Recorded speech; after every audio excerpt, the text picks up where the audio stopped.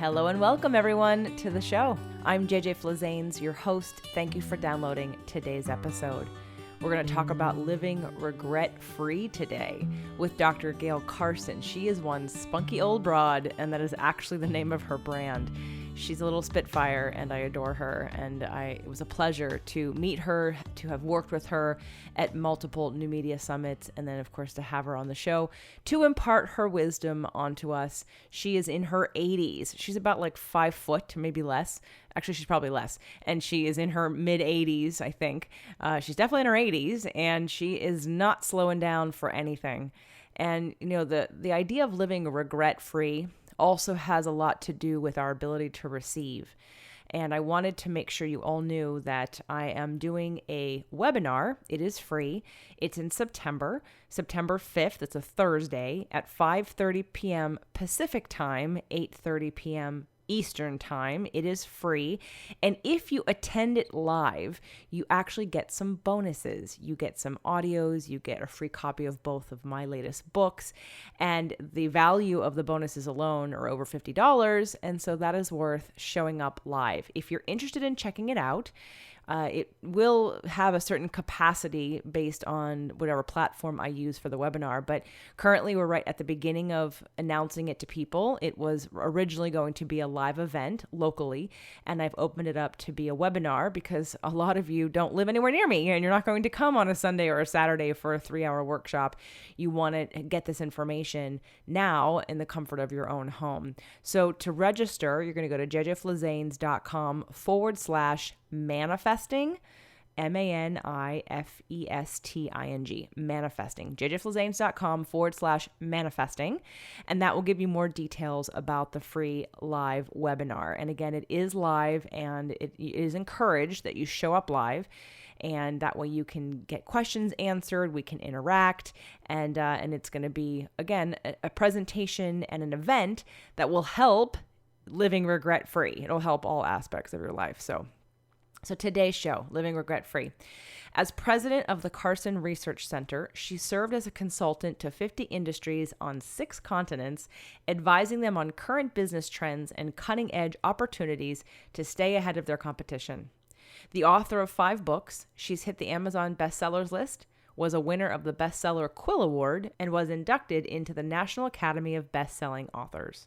Selected as a 2007 Legend of the Speaking Profession, she hosted Entrepreneurs Women in Business radio show, wrote for them, and had articles in More magazine. Currently, she hosts over a dozen radio shows per month and is the founder of the SOBRadionetwork.com. She is also the only woman in the world who has a doctorate, a CSP, Certified Speaking Professional, CMC, Certified Management Consultant, and an FIMC, Fellow to the Institute of Management Consultants. Welcome to the show, Dr. Gail.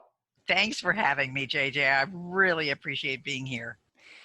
Well, let's see. I don't know a lot of women who are working and out there in the media and writing books and having radio shows in the age group that you thrive in right now. And so it was like you're such a inspiration that I really wanted to bring you on the show so that people just didn't have this idea, this ageism about, you know, younger is better and younger is when we get things done and how long do I have? And we all have this scarcity mindset, I think, around age and around what's possible. And I know that you've got several radio shows, one of which, Living Regret-Free, will be on with you. And I wanted to talk about that from your perspective. But before we get into how people who are listening can really take the tips that you've learned through your life experience and live regret-free, let's go over your story. So first I want to ask, what did you do when you were in your 30s and your 20s? What path were you on? Have you always been on the same path you're on right now?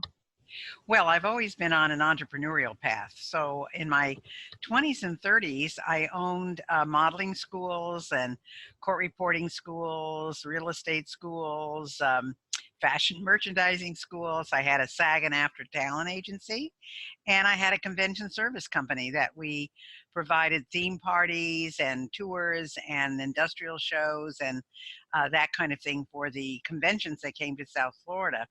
So I had 7 offices. I had 350 people. And yeah, I did that for about 21 years. Have you always been entrepreneurial, or how did you figure out that you wanted to work for yourself? Well, I knew I would never be able to work for anybody else because I knew I could never do anything that I thought was stupid that somebody told me to do. So I actually started working at 13. I had broken 22 pair of glasses, and my father informed me that if I broke another pair, I was going to have to pay for them. And I picked up my 22nd pair of glasses and brought them down to my dad, who was waiting in the car by the curb, and promptly sat on them. I put them on the seat of the car and sat on them. And he said, "Young lady, you know." And I said, "I know." And of course, it was the 50s, and the only thing available was babysitting, which I hated. And so I said, "Can I get a real job?" And he said, "Well, if anybody will hire you." So I went through the newspaper, which was, that's how you got jobs then. And I became an Avon lady, JJ, and I became the top salesperson in our whole area because I loved it. I loved going door to door. People were home. I sat down on their couches, and once I sat down, I wouldn't get up until they bought. And yeah, that's my first one. And then I just created jobs at 15 and 16 and 17. I went off to college and then started a whole other career, modeling and um, just a whole bunch of stuff. You were an Avon lady at 13. At 13, of course, remember, it was the 50s and things were different. They didn't have the laws they have now. As long as you could buy their little black box and do the thing, you were an Avon lady, and that's what I did. That's amazing. What did your parents think of you since they were the top seller? They really didn't know what to do with me. My sister was very different. She's 5 years older and was very much of an indoor person because she had a lot of allergies. And back then, the only way you could control them was with shots every day. So she never really went outside, and I was the tomboy. And they just they kind of gave me free reign. I mean, my mom was disciplined with me. I mean, I couldn't get away with everything, but she just kind of let me be a free spirit. And so every job after that, and I had 3 or 4 of them after that, that I created because I wanted to get the experience in each field, um, they were pretty good. I mean, I went to college and I was very unhappy my first year, and I wanted to leave after the first semester. And my mom said, "No, you have to stay a year and then you can go wherever you want to go." And she was very tough with me because I had interviewed for I was a dancer, and so my dancing partner and I tried out for a show, and they asked if we would split up, and I said no. Well, he said no because he didn't want to split up, and I said yes because I thought they wanted me, but they wanted him because there were no male dancers back then, and so I didn't get the part, and he did, and I was really upset. And I called my mother crying, and she said, "Grow up." She said, "This is not the big time. This is college. You've got to stick it out. If you can't take it there, you'll never take it in the real world." So she was tough on me, but she also gave me a lot of space. Gail, is your birthday in December? No, February. As a matter of fact, I'm on the cusp, so I'm a very confused person because I'm on the cusp of both Pisces and Aquarius. And for years, I thought I was Aquarius. And it's only in the last 20 years that I found out I was Pisces because they used to say through the 19th, you were Aquarius. Then they changed it to the 18th. So I'm really not sure who I am, but no. Are you the February 19th? Are you on the 19th? Are you the 19th? 19th of February. That is my mother. You're And kidding. nope, and you are a Pisces for sure. And you couldn't be more different though, the two of you. So I would love to do your chart because there has to be Sag in you. You have too much, not that my mother doesn't have a lot of energy, she does, but it sounds like your energy comes from a different place, and like it was innate in you. And the entrepreneurial spirit is something that when you're that young, you don't learn that. It's within you. It's something you already incarnate as. And so I'm fascinated. Oh, wow, I didn't realize you were Pisces. I thought for sure you definitely have fire all in you somewhere in your chart, because you are a very, very fiery person, which I love because of course I'm full of fire, but I am also a Pisces as well. So I want to. You're just such a fascinating person. I love that we got to meet at New Media Summit several times, and that you're just being that beacon of light in the world again. Someone who is continuing to have the passion and the drive that you do. If you had to say what you think drives you, what is it? I don't know. I've just really always had it in me. I always have loved to work. The only thing I ever wanted to do was work. I didn't want to go to college because I wanted to work, and but it was the only way I could really get out of my hometown. So I went to college, but I got out as soon as I could. Moved 5 days after finishing school. I got out early, but 5 days later I had moved to Miami, and just started right away. I mean, I gave myself 2 weeks to make it, and if I didn't make it in 2 weeks, I was moving to LA because those were the only two warm places I knew, and got the job I wanted. And 8 months later, owned the company. So, and I was 21. So I don't know. I've just always had it in me. I always created, dances in the backyard and through the water, the sprinkler system, and practiced in my house singing and dancing and playing the piano and all of that. So I don't know. I've just always had it in me. So when we talk about living regret free and we talk about the path that you've gone down and the women that you coach, I know that you also specialize in coaching women over 50. How, can you relate to people who have regrets or people that don't, because you have had it in you most of your life? So what about the people who are not, who haven't had that? How do you relate to, or how do you deal with someone who is the complete opposite of you? Well, I relate, but I don't coddle. And I don't, I just don't believe in feeling sorry for yourself. And so I know that there are women, when I've given speeches, I was in one, I was at a particular event. I was doing a customer service. Uh, he was providing customer service for his clients. It was a physician, and so I was the person speaking to them. And one woman was talking about, her mother this and her mother that and her mother this. And I said, well, is your mother still with you?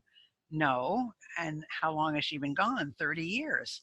I said, you mean to tell me that your mother passed away 30 years ago and she's still telling you what to do? And everybody go, oh, in the room. And she said, yes. I said, well, and then I went ahead and I gave her what I thought was my constructive advice. But I mean, I do empathize. I understand what people go through. I understand that there's difficulties, but I don't coddle because you're not going to get anywhere if you coddle. So uh, people either like me and want to coach with me, or they don't, because I'm not for everybody. Oh, I know. I'm not for everybody either. I'm the same. I'm very much the same, and I'm totally okay with that.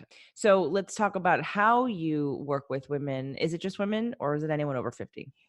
Well, it's women over 50. However, I mean, for years I consulted to businesses and big businesses, so there are still men that I work with, But in terms of my real passion, it's women 50 plus.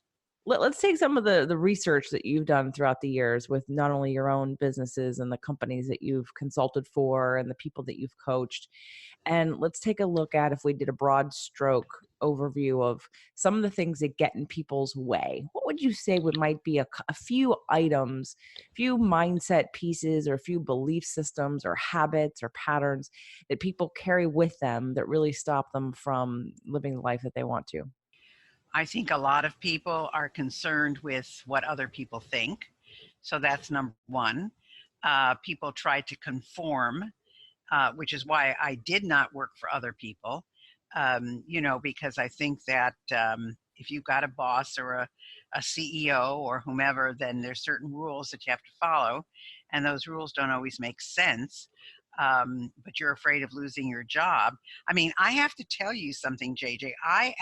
Probably was, and I'm not exaggerating here, I probably was 30, 35 years old before I found out that people had paid vacations, that people, when they went to conferences, their companies paid for them, that there were all these benefits, because I never had those. So I didn't know they existed. And so, I mean, I was just amazed that people would stay in a job because they were afraid of not having money. Well, I never had money. I mean, I figured if something worked, great, and if it didn't, it didn't. And I tried things and I did things and I went into business because I loved what I was doing, but not because I wanted to make money. That was the real confrontation for me, was to realize that there are people who stay in jobs because, and I understand if you're a single mom and you've got kids and you don't know, where your next dime is coming from, you're held hostage. And I understand that. But for me and for the majority of people who I work with, that's not the reason. They're there simply because they're afraid to do anything else. So how do we move people from these circumstances that create maybe feeling a false sense of security, or the idea that they can't do something else? How do we move them into living a regret-free life? And for you, well, what do you think the definition of that is for you? I mean, obviously it's pretty straightforward. You live regret-free, but I mean, is it regret-free in every way? Is it regret-free in terms of emotions or relationships or things haven't done? Like, do you have that checklist, the bucket list of things you want to travel the world? Like, what does that mean to you? Well, I mean, I've never really had a checklist or a bucket list. I've just always done what I wanted to do. And when I was through with it, I was ready to move on to something else. But I think, I mean, everybody has roadblocks, everybody has obstacles. I always used to say, if I don't have at least 12 crises in a day, it hasn't been a full day. So you've always got stuff that's happening, but it's how you deal with that stuff. And so especially, running 7 offices, you can imagine all those people, but it was what I loved doing. And so I just, it was just part of who I was. And I don't think that a lot of people are willing to go there. And so for me, living regret free means I go to bed happy, I get up in the morning happy, that I'm really proud of what I've done all day, that I feel I've made a difference. I feel I've contributed to my profession and contributed to the people who I deal with. And so to me, all of that is living regret free. And I mean, I don't know if you are aware, but I will certainly tell your audience, I'm going right now through my 4th case of breast cancer. I've been through radiation 3 times, chemo, 16 surgeries. Now I'm going through hormone therapy, and but nobody knows it because I'm always happy. I'm always smiling. I'm not falling apart at the seams. I work out every day.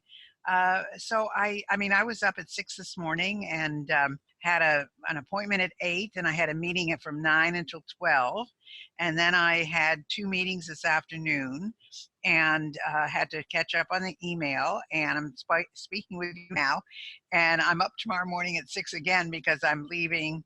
I've got 10 trips between now and the end of October. So it's how you look at life, and it's how you deal with all the things that come into your life. I've lost a husband. I had a very happy, wonderful marriage for 45 years. I've lost a son. I mean, there's a lot of, let me say, crap that I've been through, but you have to deal with it. That's called life. You can't escape life. And so it's how you deal with all of these things that makes a difference on how you come out the other end. Okay, and so let's give some tips on how you deal. What would you tell people on how to process or deal with? Like, exactly what do you do versus, I mean, because we can make the argument some people don't deal with things, but they ignore them. And when you ignore them, they don't get necessarily better. Or we could make the argument that people allow these things to stop them from living, and that of course then becomes them not living. So where's the balance? Well, again, everybody has a different, well, we say stress reducers. People have different things. I work out. That's a very big stress reducer for me. It's important for me. I like it. As a former dancer, it's to me dancing, but I'm working out instead. I'm limited now because of all my surgeries of what I can do, but I do what I do every single day. And then I have my pets. I don't know how I'd survive without my pets, even though they drive you crazy at times, but they're very meaningful to me. I mean, I have a great family who also goes through stuff. I'm a great grandmother, And and then I love what I do, and I do all the things that people tell you not to do. I love to watch television. um, at night I watch during, at night, because that's what kind of relaxes me and puts me to sleep. And I do a lot of reading. I'm very active in community organizations, and I mentor. I have a mastermind group for not for profits. I have Habitat for Humanity and Girl Scouts and people like that. And I just, so for me, how I deal with those things is being active in all of those things. And that's besides what I do for business. I mean, those are the things that stimulate me. Now, for somebody else, it might be some other kind of physical activity. It might be swimming or hiking or something like that. It could be that they want to volunteer for something at a hospital or for a charity. It could be that they have friends that they like to get together with. It could be belonging to a book club or something like that. But I think the more active you are, and I'm not saying busy just to be busy, but active with things you like, that's what allows you to live regret free. You have to love what you do, and not do it out of obligation, but do it because that's what you want to do. I would agree with that. I would agree that definitely how we structure our lives based on the freedoms that we feel, right? So, like you said, you went into business and you loved to work, not necessarily because you were trying to make money to survive, but because you liked the things that you were doing. And too often, I think that we have ideas about what we should do. That word is such a violent word, that we should do. That means we have to put our dreams, our passions, our desires, our wishes, our talents, things that we don't think logically fit into the picture of our lives to the side in order to accomplish whatever the goal is, whether it be to pay the bills or to support yourself. Or and so I would agree with you in that finding whatever it is that you are passionate about to do. And it sounds like your love language is acts of service. I don't know if you know what your love language is, but between all your groups and your masterminds and your charity work and your community work, it sounds like you feel good when you're out there making a difference in giving. What do you think about that? Well, I totally agree with you. I mean, some of it is selfish because they're professional groups. Some are professional groups. And so I become well known in that particular arena. But I'm also, believe it or not, starting a business with another octogenarian. And we're doing something called Primetime Generation, where we're doing videos and calls and articles and so forth for the over 50 crowd, both male and female. And I call us the Dolly Sisters because I don't know if anybody remembers June Haver and Betty Grable. They made a movie called The Dolly Sisters, and she's also blonde and bubbly and small, and I said we're the Dolly Sisters. And she's as excited as I am and has as much energy as I do. So if you are good at what you do and you love what you do, then there's a market for it. And I think the most important thing is that a lot of women my age were not given the opportunity or didn't know they had the opportunity to be something other than a homemaker or a teacher or someone like that. And not that being a homemaker or a teacher was not valuable, but I mean, I taught. I had schools. They were my schools, but they were schools. And as I say, I was married. I did never wanted to get married, but I met the guy that I did marry, and it was a wonderful 45 years. So I think it's that many of them, at least talking to them, the three issues that have come up the most frequently is number one, their health. They're always concerned about their health, but some of them want that magic pill.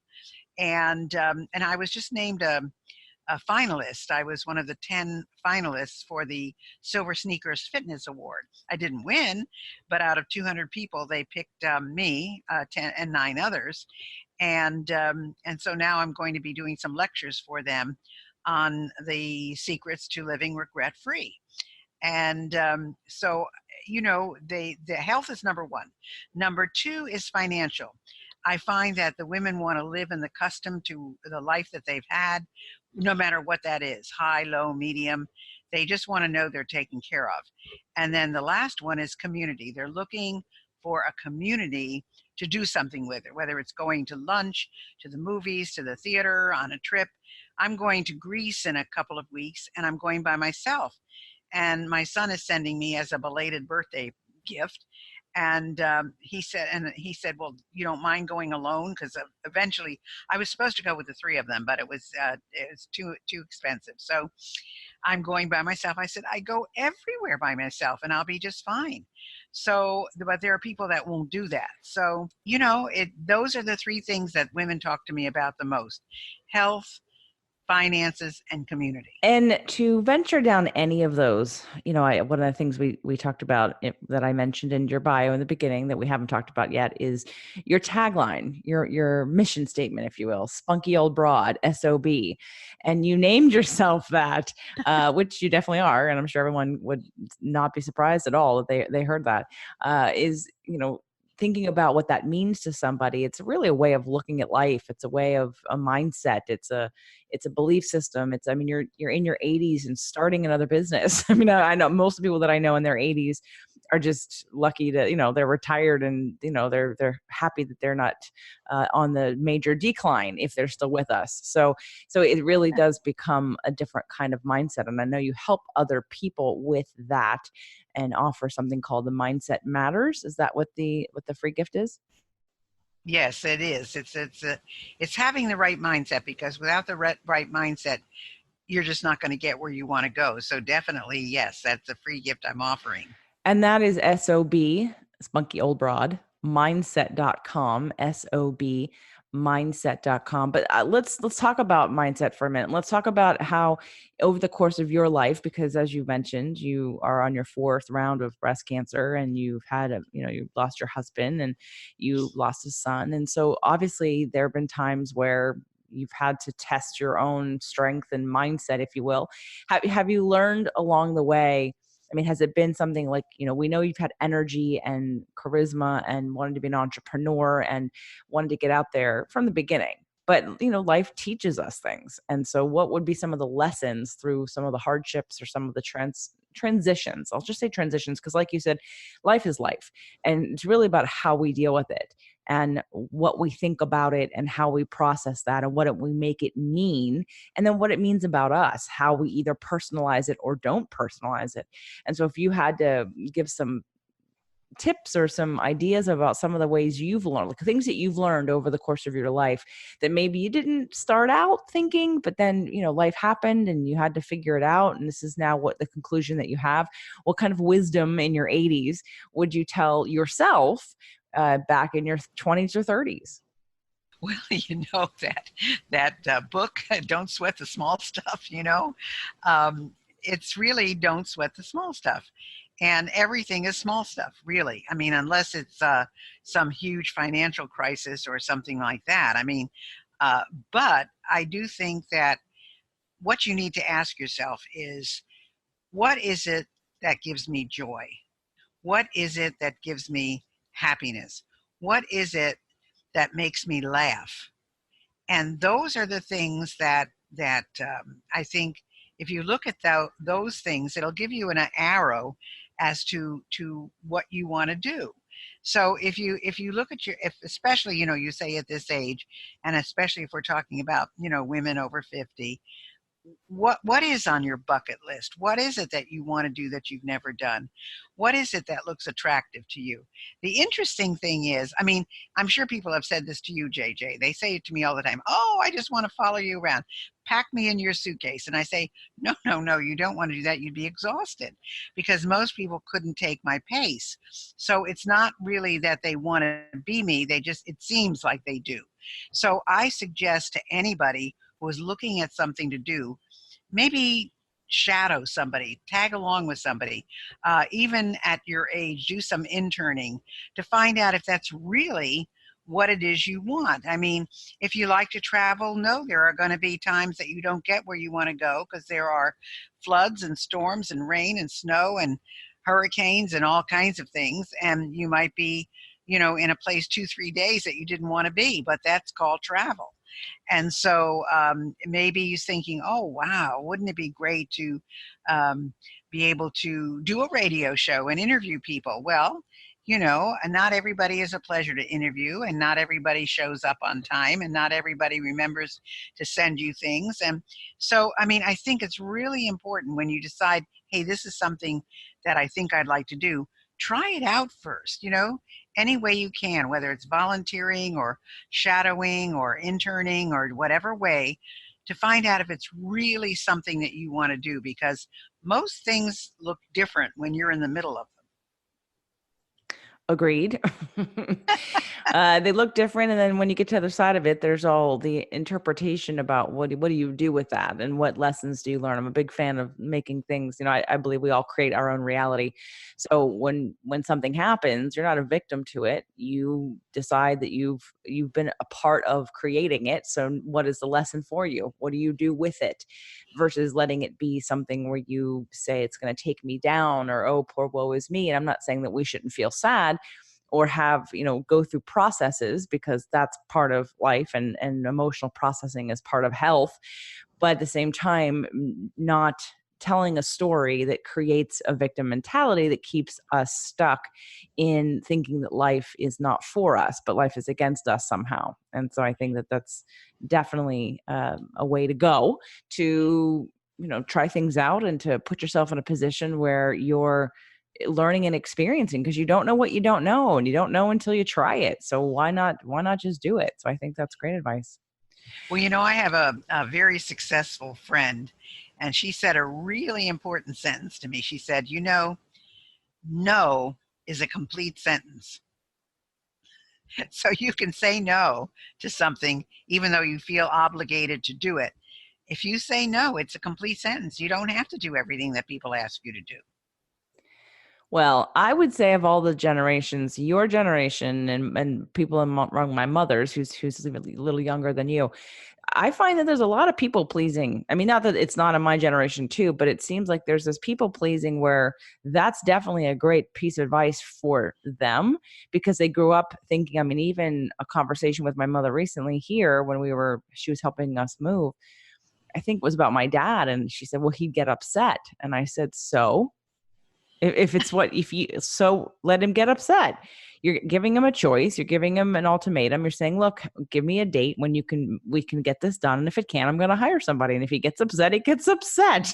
Like, why are you you're upset. Why are you trying to avoid him getting upset when you've been upset for years about stuff not getting done? So it was one of those, like, what's going on? But I know I see it in women, like, and I feel like it's the older women in their 50s, 60s, especially 60s, 70s, and 80s, really wanting to make sure that they're not pissing people off, that they're very concerned that people like them. And even though most of it's fake, because you're saying something to one person, trying to keep the peace, but it's not really how you feel. It's really out of integrity half the time.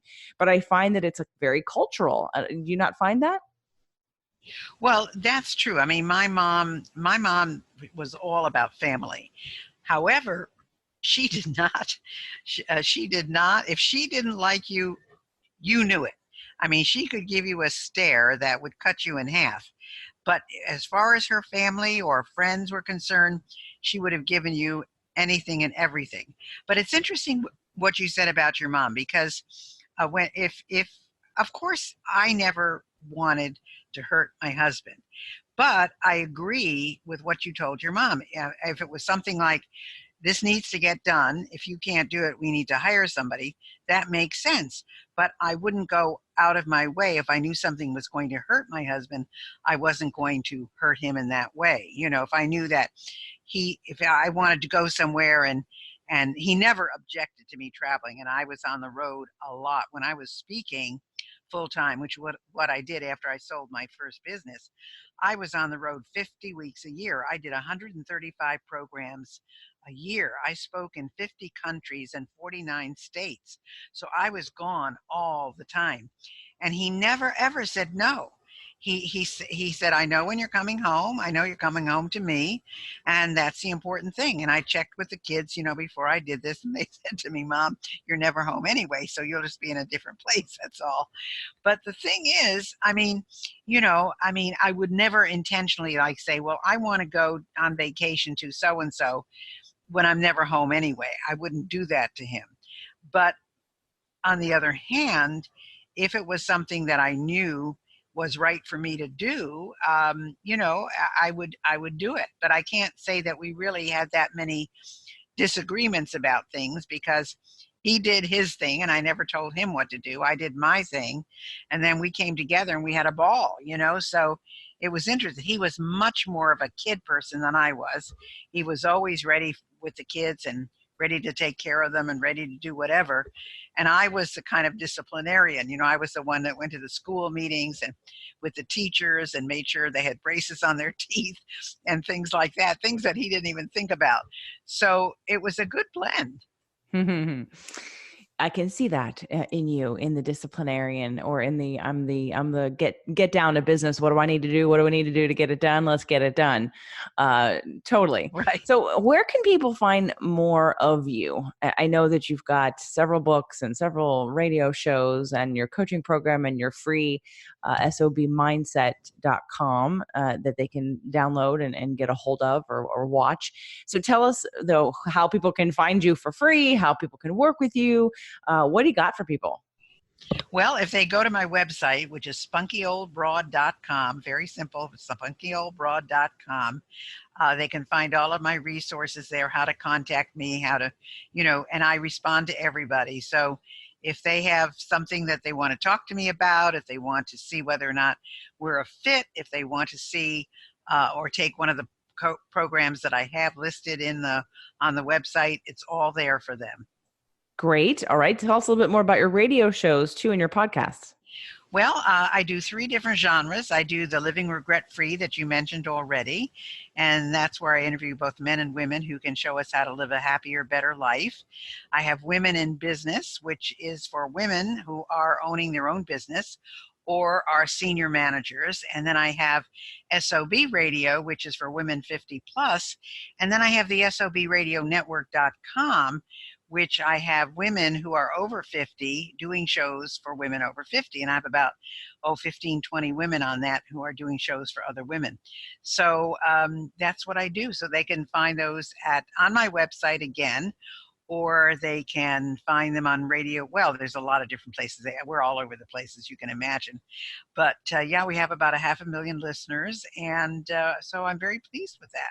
SpunkyOldBroad.com. If you want to get Dr. Gail's free gift, you can go to SOBmindset.com and get access to the Mindset Matters and Positive Thinking and her free video from her Mindset Matters program.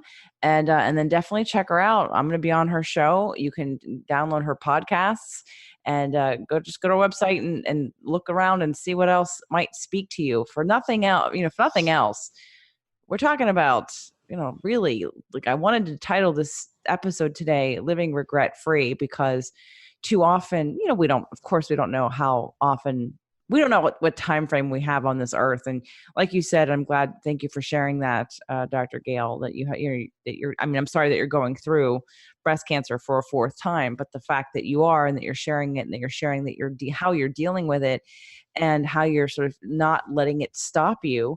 And I think that the reason why it isn't stopping you is because you are so passionate. You do have a mission. You do have something that drives you.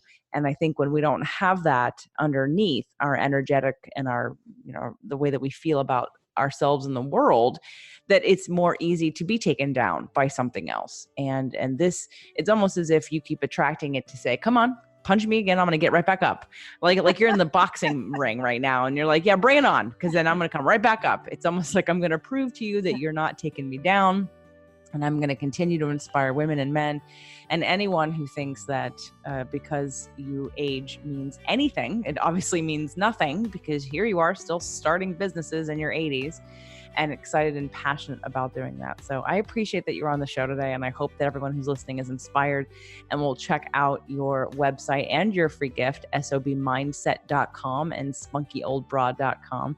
Dr. Gail, thank you for being here. And thank you for having me, JJ.